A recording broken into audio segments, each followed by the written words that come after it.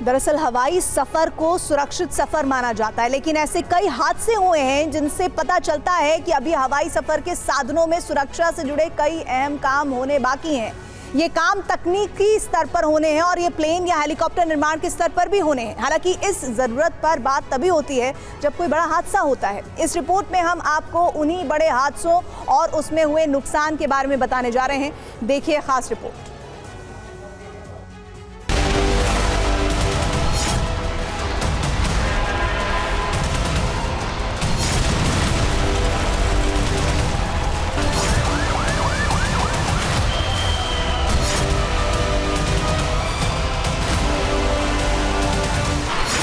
अहमदाबाद से लंदन के लिए उड़ान भरने वाली एयर इंडिया की फ्लाइट संख्या 171 हादसे का शिकार हो गई।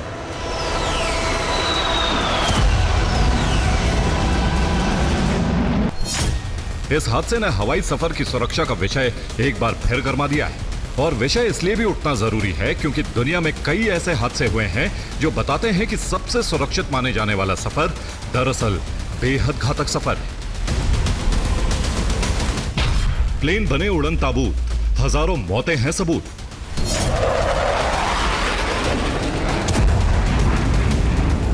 बोइंग 787-8 ड्रीमलाइनर हादसे ने साफ कर दिया है कि कम समय में सुरक्षित सफर की कोई गारंटी नहीं।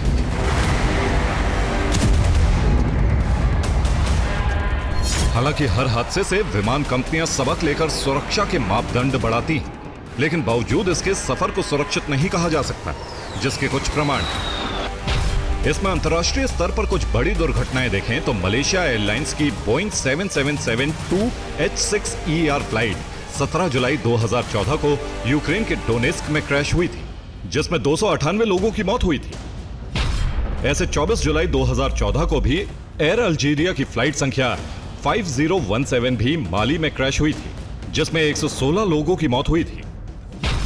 इंडोनेशिया की एयर एशिया फ्लाइट संख्या 8501 जावा सागर में पिछले साल 28 दिसंबर को क्रैश हुई थी, जिसमें 162 लोगों की जान गई थी। इजिप्ट की मेट्रोजेट फ्लाइट संख्या 9268 भी 31 जनवरी 2015 को क्रैश हुई थी, जिसमें 224 लोगों की मौत हुई थी।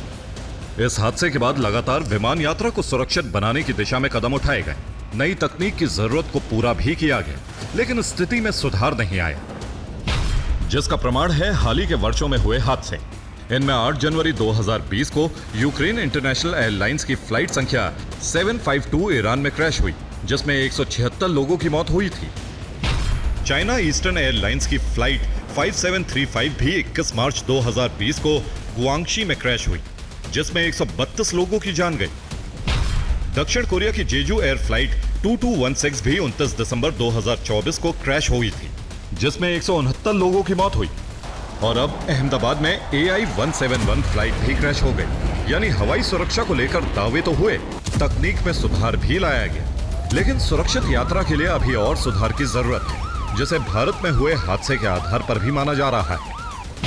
इनमें भारतीय हादसे देखें तो 14 फरवरी 1990 को बेंगलुरु एयरपोर्ट पर लैंडिंग के दौरान IA-605 क्रैश हो गया, जिसमें 92 लोगों की मृत्यु हो गई थी।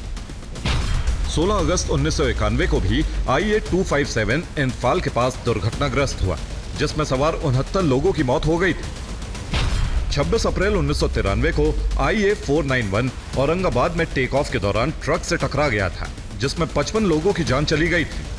यही नहीं, 2000, 2010 और 2020 में भी भारत में विमान हादसे हुए हैं, जिनमें कई लोगों की जान चली गई थी। और ऐसा भी नहीं है कि भारत में हवाई हादसे के शिकार सिर्फ आम लोग हुए हैं। हवाई सफर में भारत की कई शख्सियत भी काल के गाल में समा चुकी हैं। इनमें पहला नाम है संजय गांधी का, जिनकी 23 जून 1980 को प्लेन दुर्घटना में मौत हुई थी।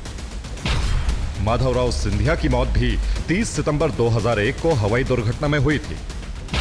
YSR रेड्डी की मौत भी 2 सितंबर 2009 को हेलीकॉप्टर हादसे में हुई थी। अरुणाचल के पूर्व मुख्यमंत्री दोरजी खांडू की मौत भी 30 अप्रैल 2011 को हेलीकॉप्टर हादसे में हुई। और CDS विपिन रावत की मौत भी 8 दिसंबर 2021 को हेलीकॉप्टर हादसे में हुई है, जो बताता है कि अभी हवाई सफर को सुरक्षित बनाने के लिए कई ऐसे कदम उठाए जाने जरूरी हैं, जिससे इस यात्रा का जोखिम कम किया जा सके। Bureau report, TV9 Bharatvarsh.